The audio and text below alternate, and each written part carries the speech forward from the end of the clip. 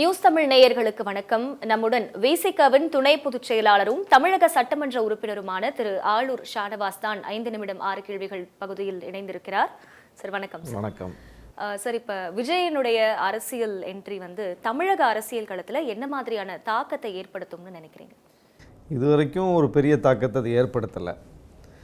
ஏன்னா அவர் அரசியலுக்கு எப்படி வர வேண்டுமோ அப்படி வரவில்லை. முதல்ல வருவதாக சொன்னார், அப்புறம் கட்சியினுடைய பெயரை அறிவித்தார்.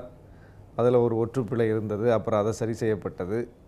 அதன் பிறகு கொடியை அறிமுகப்படுத்தி இருக்கிறார். கொடியிலையும் ஏராளமான சர்ச்சைகள் வந்திருக்கிறது. அப்புறம் கொடிக்கான நோக்கம் என்ன அப்படிங்கிறத அடுத்த தவணையில் அறிவிப்பேன்னு சொல்லியிருக்காரு.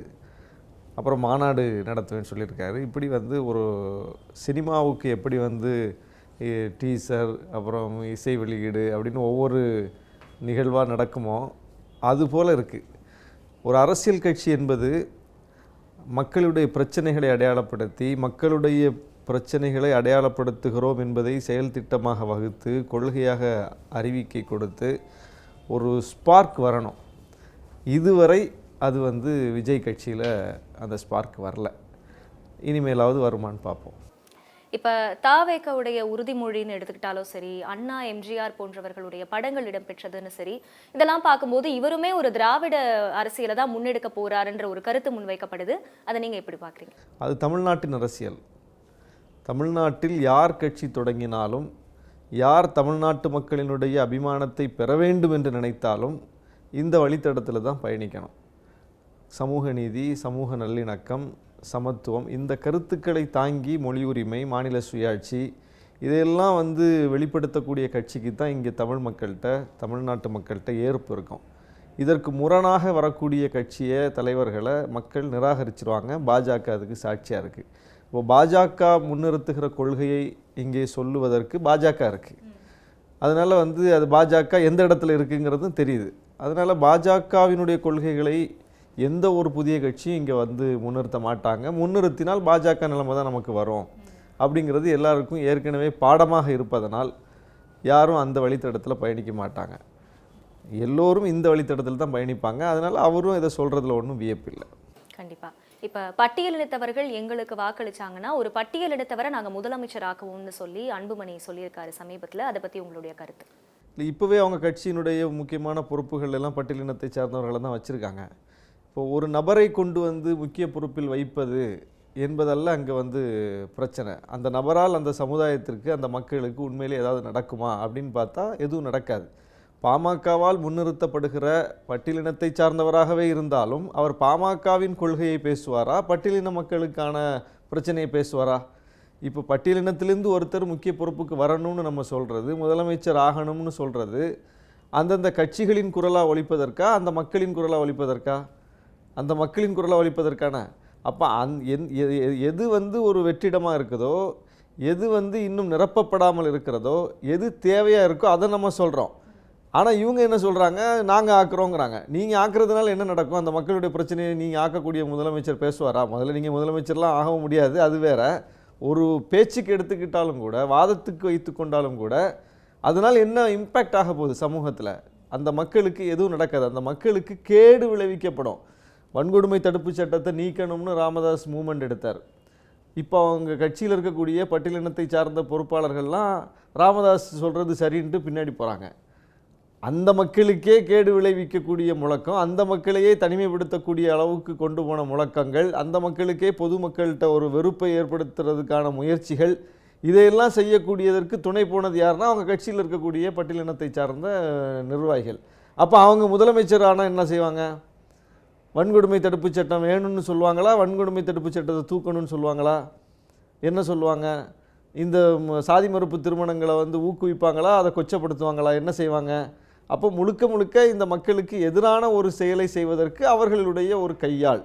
இப்போ பிஜேபி ஆக்கி வச்சிருக்கல, எல்முருகன் ஒன்றிய அமைச்சராக இருக்கிறாரு, திரௌபதி முர்மு குடியரசுத் தலைவராக இருக்காங்க, ஏற்கனவே ராம்நாத் கோவிந்த் குடியரசுத் தலைவராக இருந்தார். என்ன நடந்துச்சு? இன்றைக்கி மணிப்பூர் பற்றி எரியுது. அந்த பழங்குடியினத்திலிருந்து வந்த அந்த பெண்மை, அந்த ஜனாதிபதி பழங்குடியின மக்களுடைய பிரச்சனையை பற்றி பேசுவாரா? அவங்களுக்காக ஒரு கையெழுத்து போடுவாரா? போட முடியாது. பிற்படுத்தப்பட்ட மக்கள்லேருந்து தான் மோடி வந்திருக்காரு. அதையே பெருமையாகவும் சொல்கிறாங்க. ஒரு பிற்படுத்தப்பட்டவரை பிரதமராக்கியிருக்கோம்னு. பிற்படுத்தப்பட்ட மாணவர்களுக்கு மருத்துவ மேற்படிப்பில் வந்து இடஒதுக்கீடு கொடுக்கணும்னு நம்ம நீதிமன்றத்துக்கு தான் போக வேண்டிய நிலைமை வந்துச்சு. அவர் பிற்படுத்தப்பட்டவர் தான், ஒரு கையெழுத்தில் அதை சாத்தியமாக்கியிருக்கலாம்ல. ஆனால் இடபிள்யூஎஸ் இடஒதுக்கீட்டை ஒரு கையெழுத்தில் அவர் சாத்தியமாக்குறார். அப்போ அவர் யாருக்கானவர்? இதுதான் நம்ம பார்க்கணும். அதனால் ஒரு நபரை கொண்டு வந்து முன்னிறுத்துவதெல்லாம் எங்கள் தலைவர் வைத்த முழக்கம். அவங்க அந்த மக்கள்கிட்ட இருந்து வரணும், அந்த மக்களுக்காக பேசணும், அந்த மக்களுடைய பிரச்சனையை அடையாளப்படுத்தக்கூடியவரை பொதுமக்கள் ஏற்கணும். அப்படி ஒரு சமூக மாற்றம் நடக்கணுங்கிற ஒரு பரந்த கோணத்திலிருந்து சொல்லப்பட்டது. அதுக்காக ஒரு கட்சியில் ஒருத்தரை பிடிச்சி ஆக்கணும்னு அந்த பொருளை சொல்ல வரல. இப்போ ஆம்ஸ்ட்ராங் கொலை வழக்கு எடுத்துக்கிட்டோம்னா இயக்குனர் ப. ரஞ்சித் திமுகவை ரொம்ப கடுமையாகவே விமர்சிச்சிருந்தாரு. விசிகாவையும் மறைமுகமாக விமர்சனம் வச்சிருந்ததையும் பார்க்க முடிஞ்சது. இதுக்கு உங்களுடைய பதில்? இந்த விசிகாவை எங்கேயும் அவர் நேரடியாகவும் மறைமுகமாக விமர்சனம் பண்ணலை.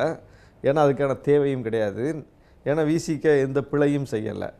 ஆம்ஸ்ட்ராங் அவர்கள் படுகொலை செய்யப்பட்ட அந்த நிமிடத்தில் இருந்து அந்த இடத்துல வந்து போய் அவருக்கு உரிய மரியாதையை செய்து அதில் எந்த விதமான ஒரு அசம்பாவிதம் ஏற்பட்டு விடாமல் உடனிருந்து எல்லா வகையிலும் வந்து ஒத்துழைத்து அவருக்கான மரியாதை செய்தது எங்கள் தலைவர் தான். தமிழ்நாடு முழுவதும் தன்னியல்பாகவே அந்த படுகொலையை கண்டித்து வீதிக்கு வீதி வந்து போராட்டம் நடத்தியது விடுதலை சிறுத்தைகள் தான். தமிழ்நாடு முழுவதும் தன்னியல்பாகவே இரங்கல் கூட்டங்களை நடத்தினதும் விடுதலை சிறுத்தைகள் தான். இதெல்லாம் யாரும் சொல்லியோ யாரும் வந்து எங்களுக்கு நோட்டீஸ் கொடுத்து அழைப்பு விடுத்தோ அல்லது செய்யுங்கன்னு சொல்லி கோரிக்கை வைத்தோ இதெல்லாம் செய்யலை. தன்னியல்பாகவே ஒன்று நடந்துருச்சுன்னா இன்னொரு பக்கம் ரியாக்ஷன்ஸ் கிரவுண்டில், ஒரு பக்கம் போராட்டம், ஒரு பக்கம் மறியல், இன்னொரு பக்கம் இரங்கல் கூட்டம், இன்னொரு பக்கம் தலைவர் போய் அந்த நிமிடமே வந்து மருத்துவமனையில் போய் நின்னார், அவங்க வீட்டுக்கு போனார். எல்லாமே இதெல்லாம் வந்து உணர்வுபூர்வமாக செஞ்சது. அதனால் எங்கள் தலைமை, எங்கள் கட்சி அவருக்கு என்ன மரியாதை செய்யணுமோ அதை செஞ்சுருக்கோம். அந்த பிரச்சனையை எப்படி அரசின் கவனத்துக்கு கொண்டு போய் அந்த விசாரணை முடுக்கி விடப்படணும் அப்படிங்கிற விஷயத்தை நாங்கள் செஞ்சுருக்கோம். முதலமைச்சரை இதற்காக பார்த்தவர் எங்கள் தலைவர் மட்டும்தான். அதுபோல் வந்து இதில் உண்மை குற்றவாளிகள் இல்லை, இன்னும் இந்த விசாரணை வந்து உண்மை குற்றவாளிகளை நோக்கி போகணும்னு குரல் எழுப்புனதும் எங்கள் தலைவர் தான். அதுக்கு பிறகு தான் அது வந்து இன்னைக்கு வரைக்கும் அந்த விசாரணை தீவிரப்படுத்தப்பட்டிருக்கிறத பார்க்குறோம். புதிய கோணங்களில் அதனுடைய அந்த வழக்கு விசாரணை போகிற அந்த நீட்சியையும் பார்க்குறோம். அதனால் அதில் வந்து எங்களை குறை சொல்வதற்கு ஒன்றும் இல்லை, யாரும் குறை சொல்லவும் இல்லை. திமுக மீதான விமர்சனம் என்பது ஒரு ஆளுங்கட்சி, அந்த ஆட்சியில் வந்து ஒரு படுகொலை நடக்கும்போது அது எல்லா ஆட்சியிலையும் இப்படி ஏதாவது ஒன்று நடந்துருச்சுன்னா அந்த ஆட்சியை நோக்கிய விமர்சனங்கள் என்பது வர்றது இயல்பு. அது மாதிரி வந்திருக்கு. ஆனாலும் ரஞ்சித் அவர்களே வந்து சிபிஐ விசாரணை தேவையில்லை, இப்போ சென்னை காவல் ஆணையர் பொறுப்பேற்ற பிறகு இந்த விசாரணை போக்கு சரியாக தான் போயிட்டுருக்கு அப்படின்னு அவரே சொல்லியிருக்கிறார். அதனால ரெண்டு பேரும் ஒரு புள்ளியில் தான் சந்திச்சிருக்கோம். ஓகே. ஆனால் இப்போ கூட்டணி தர்மத்துக்காக திமுகவை எதிர்த்து விசிக ரொம்ப கடுமையான குரலை பதிவு பண்ணலை. கள்ளக்குறிச்சி விஷச்சாராய மரணம் ஆகட்டும், ஆம்ஸ்ட்ராங் அவர்கள் படுகொலை விவகாரம் ஆகட்டும், கூட்டணி தர்மத்துக்காக இவங்க அமைதியாக இருக்காங்கங்கிற மாதிரி ஒரு கருத்து முன்வைக்கப்படுது. அதுக்கு உங்களுடைய பதில்? கூட்டணி தர்மத்தை எல்லாம் தாண்டி நாங்கள் மட்டும்தான் எதிர்க்கட்சியாக செயல்பட்டுக்கிட்டு இருக்கோம். சொல்லப்போனால் நேற்று கூட நாகப்பட்டினத்தில் மிகப்பெரிய போராட்டத்தை நடத்திட்டு தான் இன்றைக்கி வந்து உங்கள் முன்னாடி உட்காந்துருக்கிறேன். கொடியேற்றத்தில் ஒரு பிரச்சனை, 5 இடத்துல கொடியேற்றதுக்கு திட்டமிட்டிருந்தோம். எங்கள் தலைவர் பிறந்தநாளை முன்னிட்டு 4 இடங்களில் ஏற்றணும், எந்த பிரச்சனையும் இல்லை. ஒரு இடத்துல அங்கே இருக்கக்கூடிய தாசில்தார் இடையூறு செஞ்சிட்டார். இரவாக கொடிக்கம்பத்தை அறுத்து எடுத்துகிட்டு போயிட்டார்.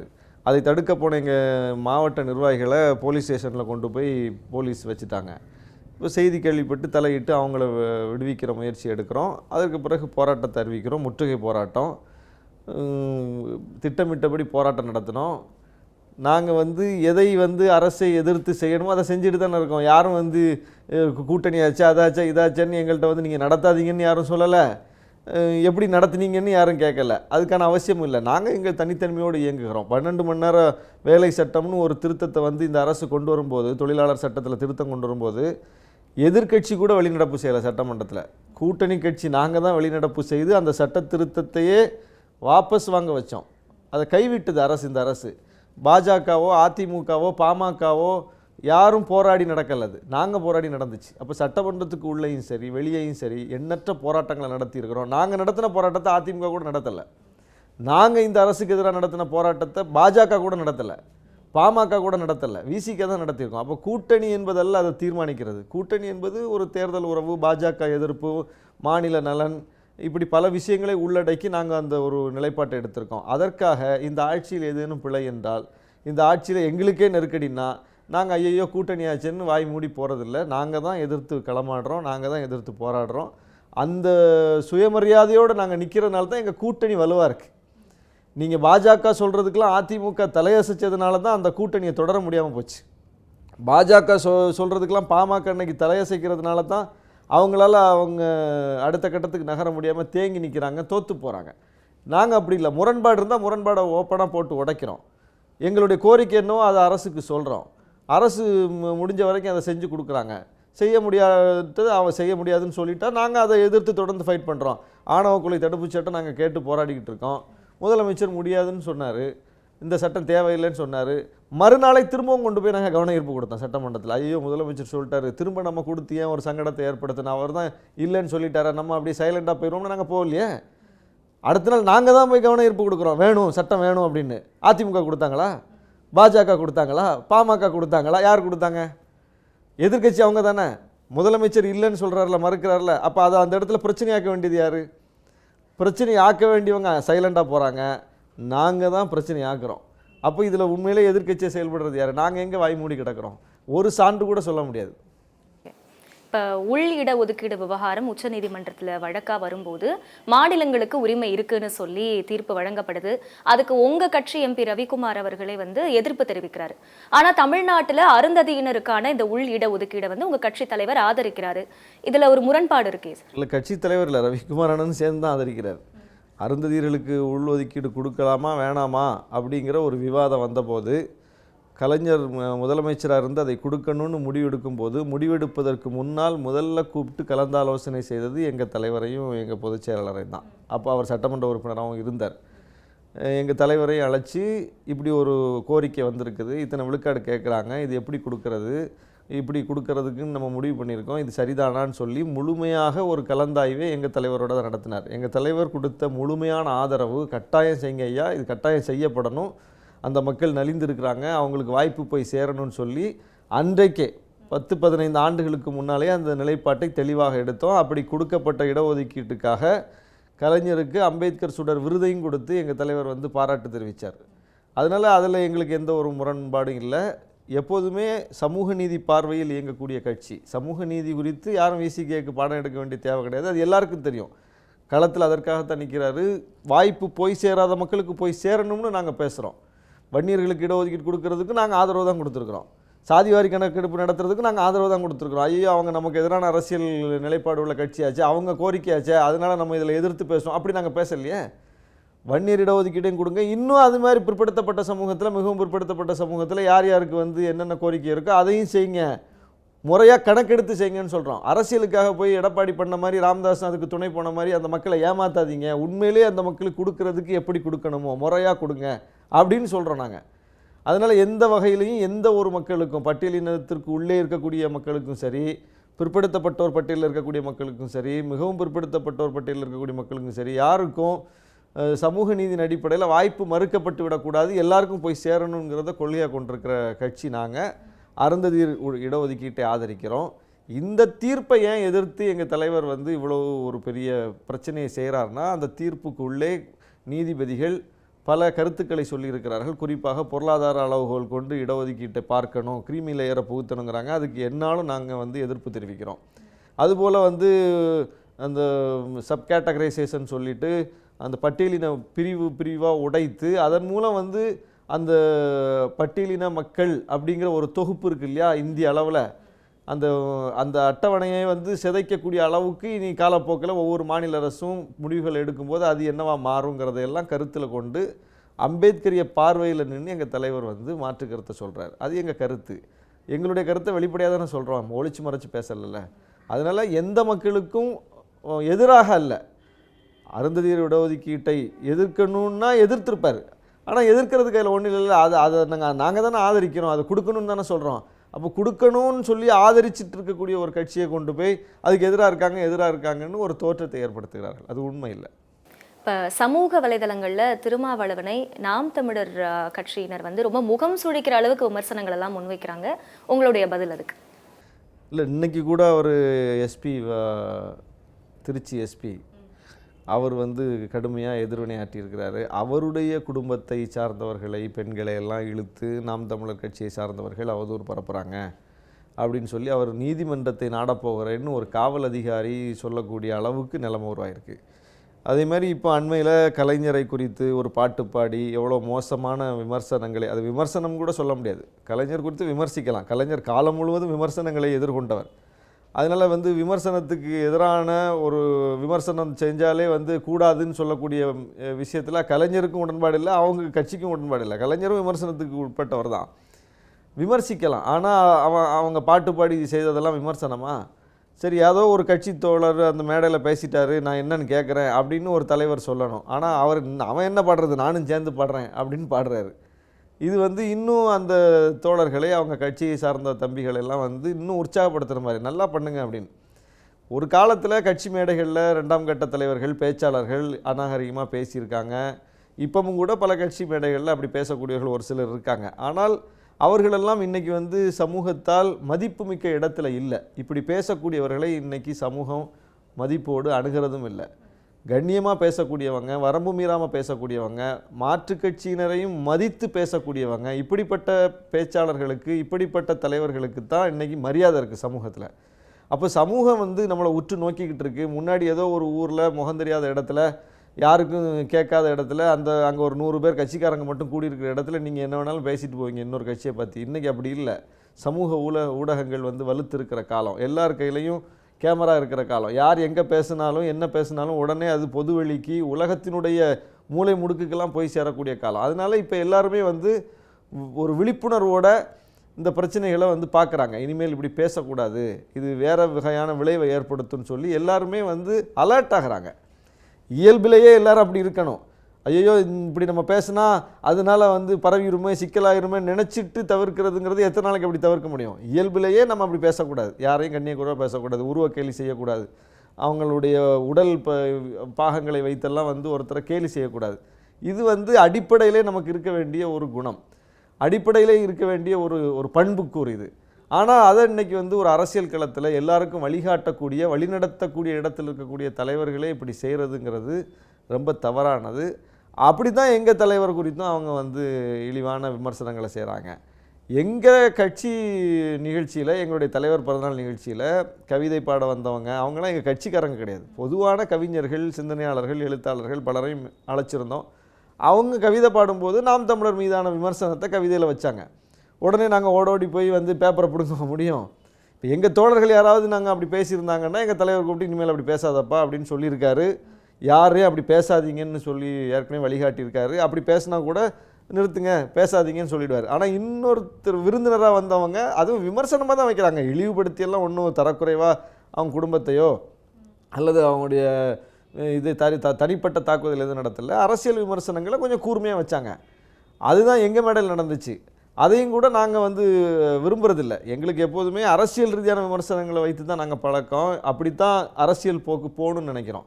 நாம் தமிழர் தொடர்ந்து இப்படி எல்லா தலைவர்கள் குறித்தும், நீங்கள் இறந்த ஒரு தலைவர் கலைஞர், எந்த ஒரு இப்போ வாஜ்பாயும் இறந்து போயிட்டார், அவர் நமக்கு எதிரான, எங்களுடைய கொள்கைக்கு எதிரான தலைவர் தான். ஒவ்வொரு வருஷமும் அவர் பிறந்தநாள் இறந்த நாளுக்கு உட்காந்து நாங்கள் ட்ரோல் பண்ணிகிட்டு இருக்கோமா? வாஜ்பாய் எப்படிப்பட்டவர் தெரியுமான்னு சொல்லி ட்ரோல் பண்ணிகிட்டு இருக்கோமா? ஜெயலலிதா அவர்கள் மாற்று கருத்து உள்ளவர் தான். ஜெயலலிதா அவர்களுக்கும் இறந்த நாள் பிறந்தநாள் வருது ஆண்டுதோறும். யாராவது உட்கார்ந்து ட்ரோல் பண்ணிட்டு இருக்காங்களா? எத்தனை தலைவர்கள், மாற்று கருத்துள்ள தலைவர்கள், மாற்று கட்சியை சார்ந்தவர்கள் மறைந்து போயிட்டாங்க. அவங்களுடைய பிறந்தநாள் நினைவு நாளில் எந்த கட்சியை சார்ந்தவர்கள், அவங்களுடைய எதிர்க்கட்சியை சார்ந்தவர்கள் கூட அந்த வேலையை செய்கிறது கிடையாது. ஆனால் கலைஞர் பிறந்த நாளுக்கு, கலைஞர் நினைவு நாளுக்கு வருஷம் பாருங்கள், நாம் தமிழர் கட்சிக்காரங்க, பிஜேபிக்காரங்க உட்காந்து ட்ரோல் பண்ணி ட்ரெண்ட் பண்ணிகிட்டு இருக்காங்க. இது என்ன முறை இது? அப்போது இதுதான் யாரும் செய்யாத ஒன்றை இவங்க மட்டும் செஞ்சுக்கிட்டு இருக்காங்க பாருங்கள். அதனால அது மக்கள்கிட்ட வந்து முகசுளிப்பை தான் ஏற்படுத்தும், அவங்களுடைய வளர்ச்சிக்கு ஒரு பின்னடைவை தான் ஏற்படுத்தும். அவங்க தங்களை மாற்றிக்கணும்னு இதன் மூலம் பின்னடைவுன்னு சொல்றீங்க. ஆனா இப்ப லாஸ்ட் தேர்தலுடைய முடிவை நம்ம பார்க்கும்போது நாம் தமிழருக்கான அந்த வளர்ச்சின்றது கணிசமா இன்க்ரீஸ் ஆகிட்டே தானே இருக்கு. இல்லை, அவங்க வந்து தமிழ்நாட்டு மக்களினுடைய எண்ணப்போக்கை பிரதிபலிக்கக்கூடிய வகையில் வெறுப்பு அரசியல் செய்யாமல் ஒரு நாகரிகமான கண்ணியமான அரசியலை முன்னெடுத்தால் இதை விட பெரிய வளர்ச்சி அவங்க அடைஞ்சிருப்பாங்க. இது வந்து ஏற்கனவே விஜயகாந்த் அவர்கள் 12 விழுக்காடு வரைக்கும் வாங்கி பெற்ற ஒரு வளர்ச்சி தான். அதில் 8 விழுக்காடு வரைக்கும் இவங்க ரீச் பண்ணியிருக்காங்க. திமுக வேண்டாம், அதிமுக வேண்டான்னு சொல்லக்கூடிய ஒரு கட்சிக்கு தமிழ்நாட்டு மக்கள் 12 விழுக்காடு வாக்கு செலுத்தியிருக்காங்க. ஏற்கனவே ப்ரூவ்டு. அப்போது அந்த இடத்தை கூட அவங்க இன்னும் எட்டலை. புதுசாக ஒரு கான்செப்ட் கிடையாது. ஏற்கனவே திமுக வேணாம், அதிமுக வேணாம், நான் தான் மாற்றுன்னு சொல்லி களத்துக்கு வந்தவர்களிலேயே விஜயகாந்த் அவர்கள் சீமான் அவர் அளவுக்கு பேச்சாளர்லாம் கிடையாது. ரொம்ப ஒரு வெளிப்படையான மனிதர். மனசில் பட்டதை பட்டுன்னு பேசுவார். திமுகவை எதிர்த்தார். கலைஞர் அவர்களும் ஜெயலலிதா அவர்களும் இருக்கும்போதே எதிர்த்தார். அந்த எதிர்ப்புணர்வு, அதில் அவர் காட்டிய வேகம், 12 விழுக்காடு ஓட்டு தமிழ்நாட்டு மக்கள் கொடுத்தாங்க. அதுலேயே இன்னும் இவங்க ரீச் பண்ணுறதுக்கு இன்னும் 2-3 தேர்தல் ஆகும்னு நினைக்கிறேன். அப்போ இது வந்து ஏற்கனவே அதுக்குன்னு ஒரு ஓட்டு இருக்குது. திமுக வேணாம், அதிமுக வேணான்னு தமிழ்நாட்டு மக்கள் 12 விழுக்காடு வரைக்கும் ஓட்டு போட்டு ஒரு ஓட்டை வச்சுருக்காங்க. ஏற்கனவே களத்தில் இருக்குது. அதில் தான் 8 விழுக்காடு ஓட்டை நாம் தமிழர் வாங்கியிருக்காங்க.